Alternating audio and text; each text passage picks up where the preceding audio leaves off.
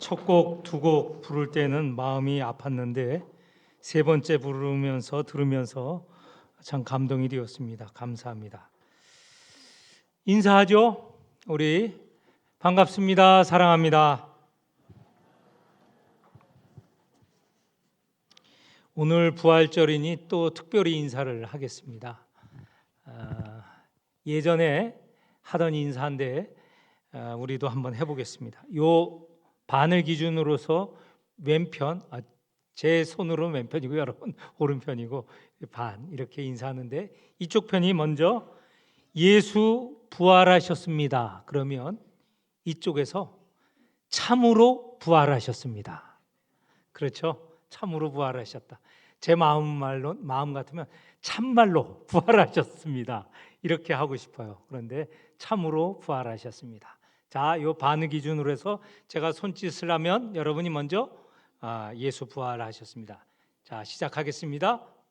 예수 부활하셨습니다. 참으로 부활하셨습니다. 네, 조금만 더 우리 마음을 담고 더 힘차게 한번 해보겠습니다. 예수 부활하셨습니다. 참으로 부활하셨습니다. 네, 박수 한번 칩시다.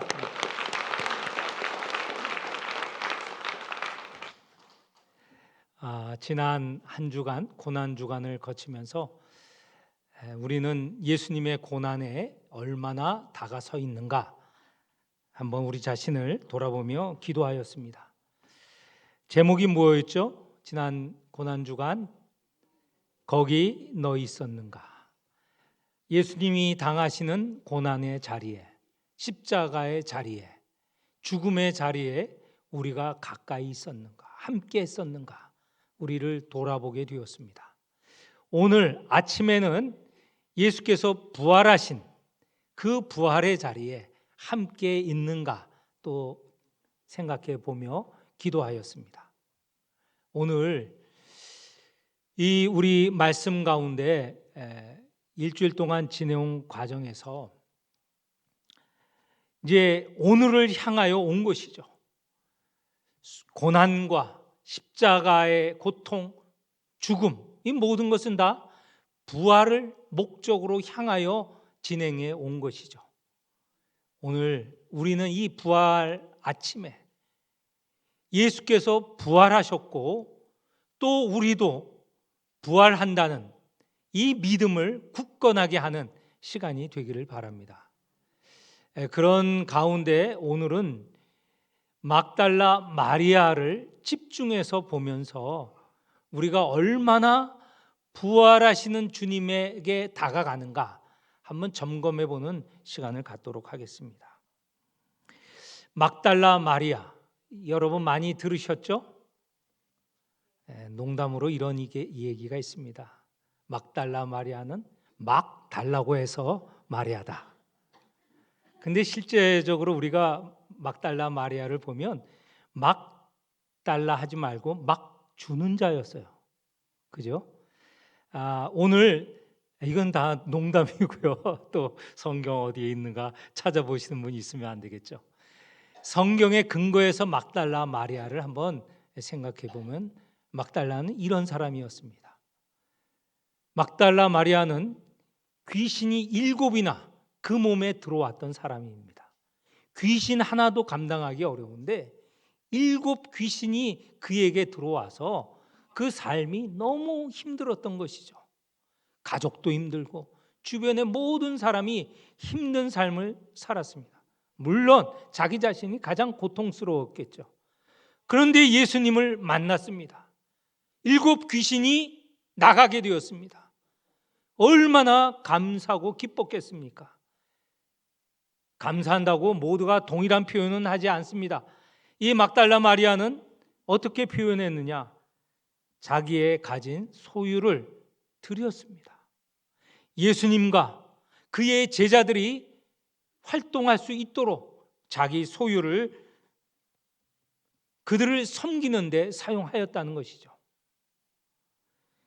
그리고 이제 우리가 지난 주간에 쭉 보았던 바대로 예수님께서 십자가에 달리실 때 이거는 참 죄송한 말이지만 남자 제자들은 다 뿔뿔이 흩어졌습니다. 사실은 도망하였다라는 말을 하고 싶은데 결국 하게 됐군요. 흩어졌습니다. 그런데 여자 제자들은 예수님께서 달리시는 그 십자가 곁에 있었습니다. 그 인물 가운데 가장 중심이 막달라 마리아였습니다. 예수님의 시신이 내리고 그리고 무덤에 안치될 때 그 모든 상황을 지켜본 사람 중에 가장 대표적인 인물이 또한 막달라 마리아였죠. 이스라엘 풍습에는 죽은 자, 무덤에 안치된 자, 그에게 향유를 바르는 그런 관습이 있었습니다. 막달라 마리아는 돌아가신, 죽으신 자기의 선생님을 위하여서 금요일 그 짧은 시간에 향유를 구입해 놓았습니다. 그리고 관습에 따라 이제 향유를 바르기 위하여서 예수님의 시신이 안치되어 있는 무덤으로 찾아간 것입니다. 그것이 오늘 우리가 읽은 20장 1절이죠. 안식 후 첫날 일찍이 아직 어두울 때 막달라 마리아가 무덤에 왔다. 이것은 바로 관습에 따라서 향유를 바르기 위하여서 일찍 아침에 온 겁니다. 이게 오늘 따져보면 주일 아침인 것이죠. 오늘 새벽 기도에 하던 그 시간일 겁니다. 그때 막달라 마리아는 선생님의 무덤에 찾아왔던 것이죠. 그런데 놀라운 일이 생겼습니다. 무덤에 왔는데 무덤을 막은 그 돌이 굴려져 있었다는 것이죠. 아마 올 때는, 아침 일찍 올 때는 과연 이 무덤의 돌은 어떻게 옮길 것인가?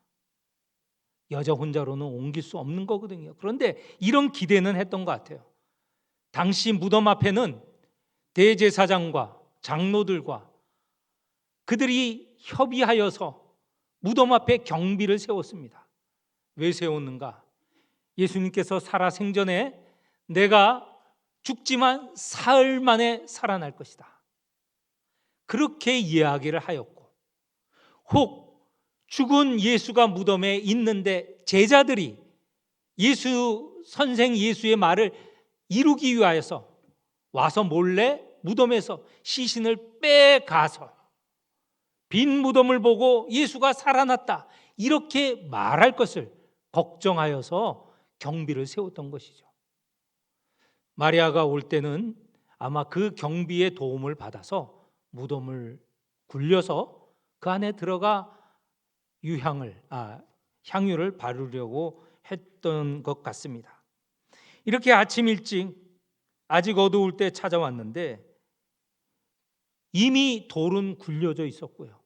그 안을 쳐다보니 예수님의 누인 그 판 위에 시신이 없었습니다.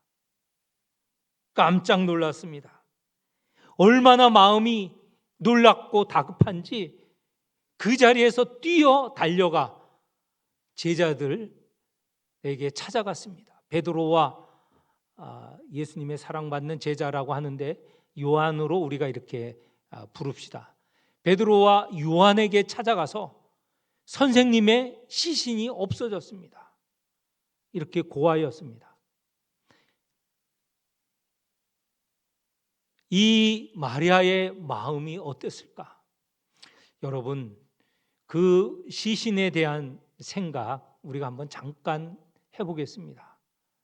시신, 우리가 죽은 자와 접촉할 수 있는, 관계를 맺을 수 있는, 죽은 분의 생전을 기억할 수 있는 것은 그 시신입니다. 또는 그 시신이 안치된 무덤이죠. 오늘로 말한다면 화장하여 납골당에 두지 않습니까? 간혹 우리가 고인을 생각할 때, 만나고 싶을 때 찾아가는 곳이 무덤이나 납골당이 아닙니까? 그만큼 시신이 중요해요. 우리는 생명이 없어진 시신, 그게 무슨 의미가 있는가 하지만 그것이 바로 고인을 만날 수 있는, 기억할 수 있는 접촉점이거든요. 그런데 그 시신이 없어진 거예요. 그것도 사랑하는 분, 자기를 귀신에게서 해방시키고 자기를 지금까지 인도하고 마리아에게 모든 것이 되어준 그 분인 선생님이 시신이 없어진 거예요. 그래서 그는 제자들에게 찾아갔고 제자들이 그 이야기를 듣고 제자들도 다급했던지 달려갑니다. 이 부활절 아침, 사실은 아직 부활의 인식 깨달음은 없었던 시기죠. 이 아침에 마리아가 뛰어왔고 그 말을 들은 베드로와 요한도 달려갔습니다. 3절, 4절에 보면 3절에 보면 베드로와 그 다른 제자 나가서 무덤으로 갈새 4절 둘이 같이 다름질하였더라. 서로 얼마나 빨리 갔는지 이런 말도 덧붙입니다. 그 다른 제자가 베드로보다 더 빨리 달려가서 무덤에 이르렀다. 이 사람들의 제자들의 다급함이 그 마음에 우리 느껴집니다. 무덤에 와서 먼저 잃은 요한이 무덤을 보니 거기에는 그냥 시신은 없고 시신을 둘러싼 세모파 머리에 쓴 그 머리 수건이 놓여져 있습니다. 그 시신은 없는 거죠. 그러는 사이에 베드로가 와서 무덤 안으로 들어갑니다. 역시 마찬가지죠. 아무것도 없습니다. 그런 확인을 한 후에 이 두 제자는 무덤이 시신이 어디가 있는가 찾았는가? 그렇지는 않은 것 같습니다. 빈 무덤을 확인하고 10절에 보니 두 제자가 자기들의 집으로 돌아갔다.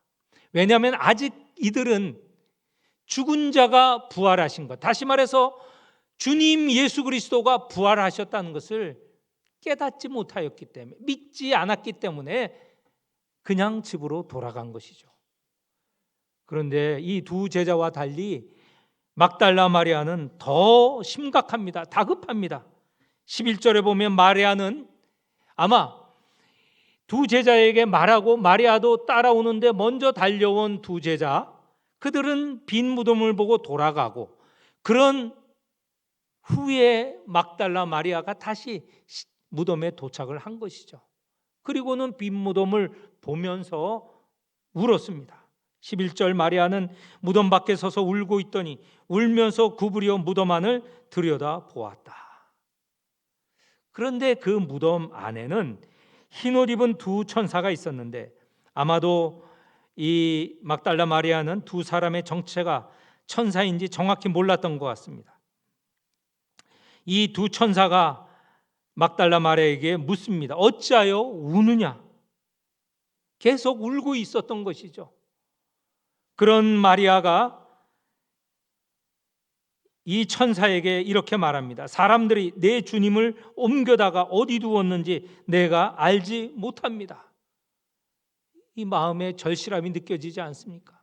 무덤을 찾아야 향유도 바르고 앞으로 이 분을 기억할 수 있을 터인데 무덤을 시신을 찾지 못하면 얼마나 이후에 어려움이 있겠습니까?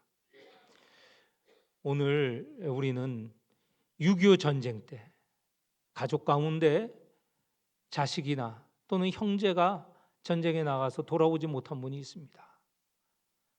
시신을 찾지 못하여서 전쟁이 끝난 지 지금 70년이 되었는데 지금도 그 시신을 찾으려고 찾고 있는 가족들이 있습니다. 그분은 그 시신을 찾을 때까지 아직 그 가족의 죽음을 인정하지 못하는 것이죠. 얼마나 그 마음이 답답하고 힘들겠습니까? 막달라 마리아도 그럴 지경에 있는 것이죠. 찾아도 없는 이 선생님의 시신 앞에 계속 울고 있는 것입니다. 그런데 또 다른 한 사람을 만났습니다. 예수님이시죠. 그런데 예수님을 알아보질 못했습니다. 왜 마리아가 앞에 있는 가까이 있는 이 선생님을 알아보지 못했을까? 그것은 부활한 몸을 우리는 아마도 잘 인식하기 어려운 것 같습니다. 예수님께서는 부활하신 몸이죠. 막달라 마리아가 생각하는 그런 모습과 다른 모습이기 때문에 미처 깨닫지 못했습니다. 그런데 예수님께서 마리아를 부르실 때 마리아야 하고 부르실 때 비로소 선생님이 옆에 계시는구나, 살아나셨구나 라는 것을 알게 되었습니다. 이걸 목자와 양의 관계로 우리는 이해할 수 있습니다. 목자가 있고 양들이 있지 않습니까? 양이 뭐 수십 마리든지 수백 마리든지 양들은 다 목자의 음성을 알아들어요. 제가 언제 한번 말씀을 드렸는데 카자흐스탄의 이 들판에는 양을 기르고 있거든요. 그런데 뭐 옛날처럼 목자가 많은 것이 아니어서 한 사람이 여러 집의 양들을 키웁니다. 뭐 수백 마리가 돼요. 그런데 저녁이 되어서 이 모든 것을 다 관리하는 사람이 이 양을 끌고 이제 집으로 가는데 집집마다 양을 부릅니다. 뭐라고 부르면 그 주인의 음성을 알아듣고 그 주인에 속한 양들은 다 그 집으로 들어가는 거예요. 또 다른 주인이 부르면 그 목소리를 듣고 따라 들어가는 거예요. 아주 양들도 이렇게 그 주인의 음성, 목자의 음성을 정확히 알고 있는 것이죠. 오늘 마리아는 미처 부활하신 몸은 보질 못했지만, 알지는 못했지만 그 음성은 들을 수 있었던 것입니다. 그래서 내가 주님과 함께 있구나, 주님을 만났구나 하는 이해를 갖게 된 것이죠. 자, 마리아가 예수님의 시신을 찾았습니다. 얼마나 찾았을까요? 간절하게 찾았죠. 마침내 만나게 되었습니다. 그 만나게 된 것은 예수님께서 오시고 그 이름을 불러주셨을 때 깨닫게 되고 만나게 되고 믿게 된 것입니다. 그런데 이제 이 본문을 읽으면서 우리는 이런 질문을 할 수 있어요.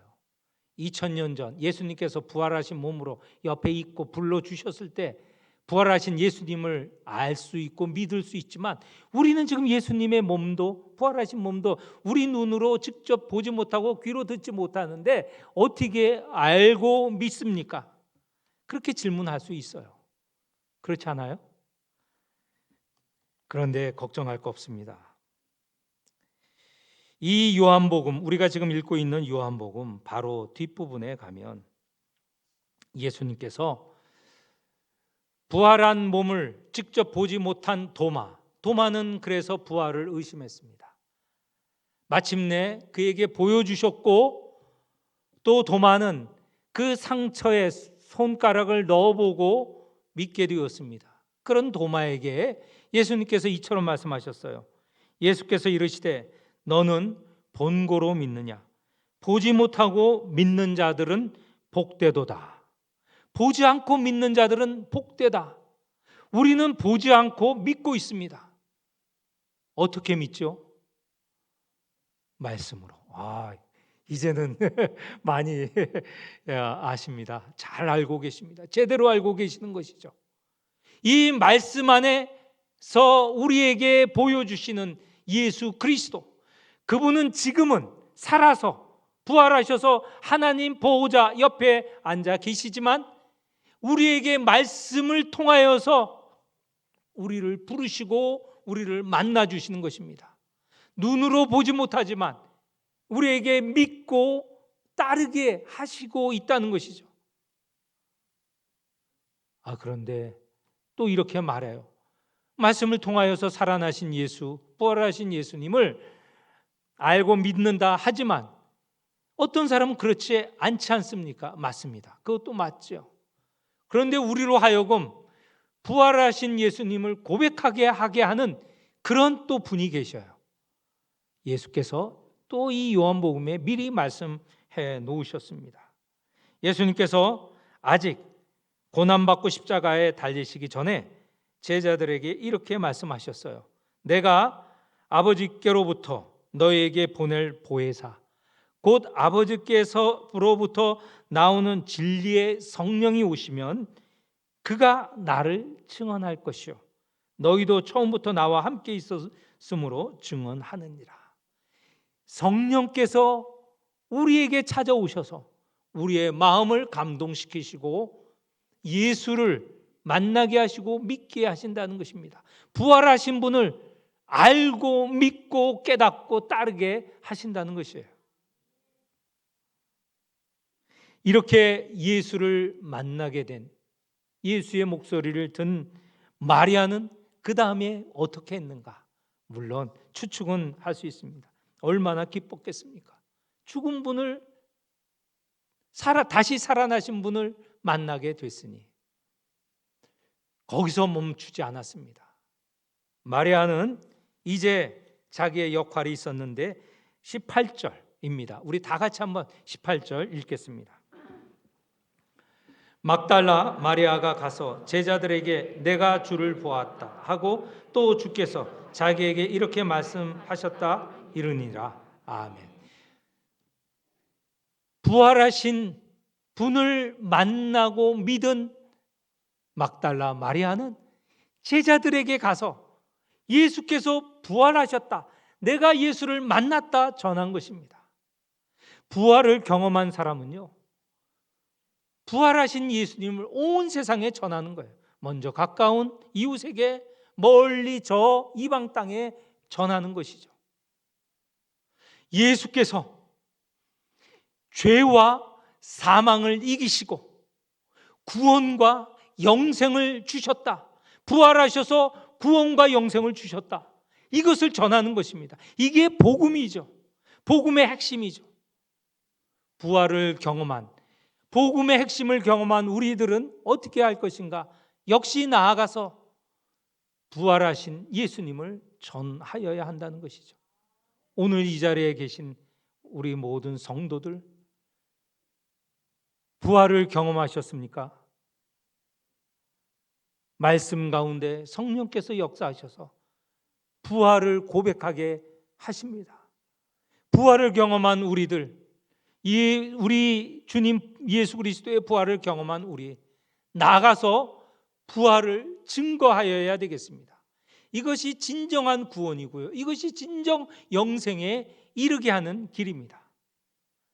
그래서 다시 한번 우리가 부활절 이 아침에 서로 인사하겠습니다. 이쪽 반, 이쪽 반 말씀드렸죠? 제가 손짓을 하면 큰 목소리로 내 신앙을 담아서 고백하고 증거하겠습니다. 지금까지 말씀드린 게 힘이 없었던 모양입니다. 다시 한번 하겠습니다. 부활하셨습니다. 참으로 부활하셨습니다. 네, 그러면 바꿔서 부활하셨습니다. 기도하시겠습니다. 하나님 아버지, 이 아침 죄와 사망을 이기시고 부활하신 주님, 우리에게 영원한 생명과 구원을 주시는 부활하신 주님을 믿고 고백합니다. 이 부활을 온 세상에 전하기를 원합니다. 이것이 우리의 할 일이고 이것이 우리에게 주신 사명임을 이 아침 깨닫고 결단하게 하여 주옵소서. 예수님의 이름으로 기도합니다. 아멘.